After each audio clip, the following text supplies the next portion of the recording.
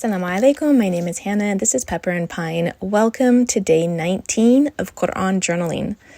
Today I'm going over Ayat 27 and 28, and I'm sharing with you some of the resources that I'm using for this project. I've got my Tafsir Ibn Kathir. I also am using some online lecture resources. I also have my word-for-word Qur'an, which I'm using for the Arabic as well as the translation.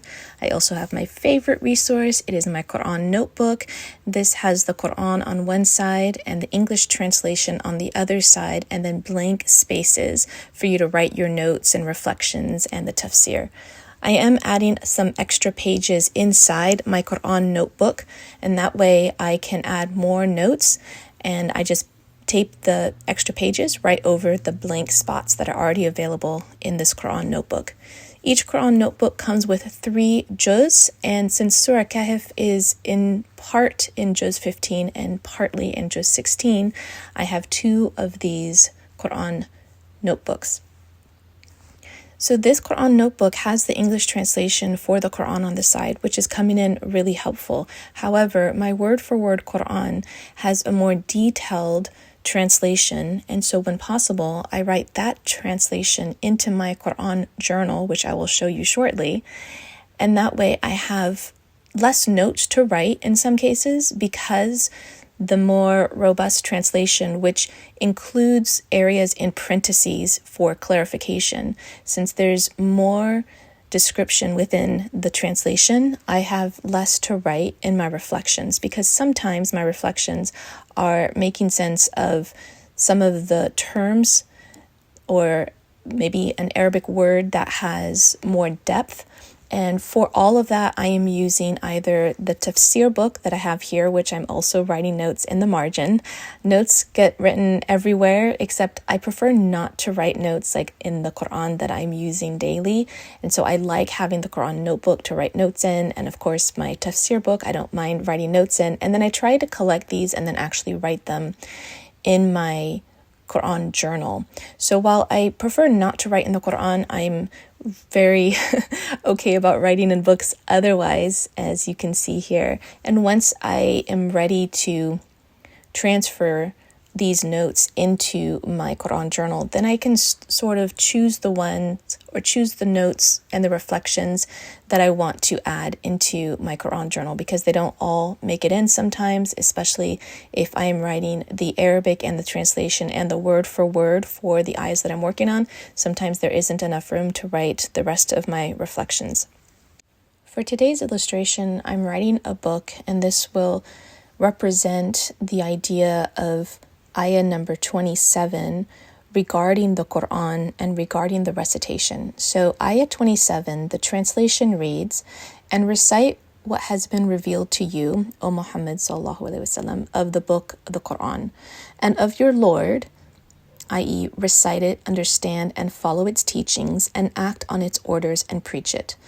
None can change his words, and none will you find as a refuge other than him.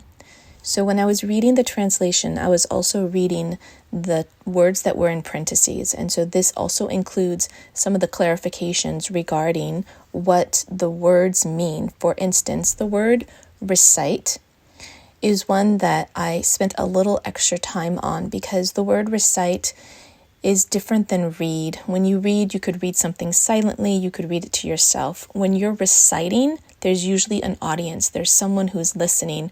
Recitations are usually aloud.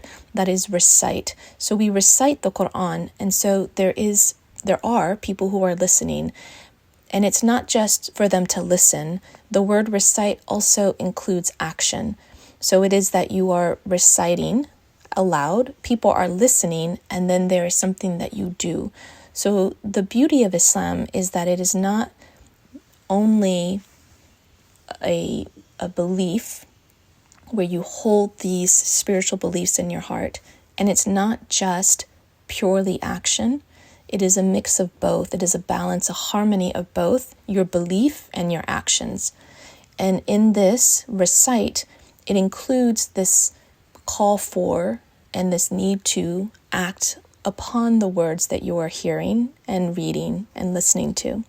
So I spent a little time adding that into the open book, the two notes that I wanted to make, or rather the two reflections that I wanted to make about Ayat 27, and that is in regards to Recite, as well as the Qur'an itself can never be changed, cannot be changed, has never been changed, will never be changed. It is preserved in its entirety. It's perfect. It is the word of Allah, and not even a single letter upon one word can be changed. And that's represented here, and it's a reminder that even if the people, let's say the Quraysh, who were the audience at the time that the Quran was revealed, even if they wanted something changed, Muhammad sallallahu alaihi wasallam would not even be able to change, not even a single letter on one word, not even a little tiny portion on one little word. So since my reflections were contained within just 2 sentences, I went ahead and I wrote the English translation for ayah number 28, and then I wrote my reflection below that, just a few notes regarding ayah number 28. And 28 reads, "And keep yourself, O Muhammad sallallahu alaihi wasallam, patiently with those who call on their Lord, i.e., your companions who remember their Lord with glorification, praising in prayers, etc., morning and afternoon, seeking his face, and let not your eyes overlook them, desiring the pomp and glitter of the life of the world, and obey not him whose heart we have made heedless of our remembrance. No one who follows his own lusts and whose affairs, deeds have been lost." And this is a reminder that we put our efforts and we put our time in studying the Quran, and in the words of the Quran and the wisdoms and practicing the Quran. And we also, our time is spent with those who do the same. As in, don't prioritize those who follow their own desires and the glitter and glamour and pomp of this world.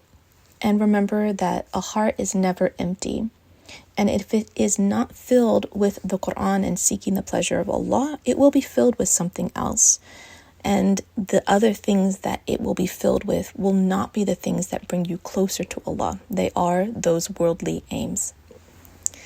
So here's a final look at the entry for today. It was rather simple. I can't say that I really love the border in the end. I wish I had chosen blue instead of green, and then trying to make the green a little bit more rich. I do like the book. I try to have just a bit of burst of light around it, as in like the Quran is our light and our guidance. I hope that you're enjoying this series. If you are Qur'an journaling along with me, I would love to see your work. Please tag me on Instagram. Don't forget to check out the blog post that accompanies this video. You'll find more pictures for all of the entries that I've done, as well as all of the materials that I've used, as well as links to those resources.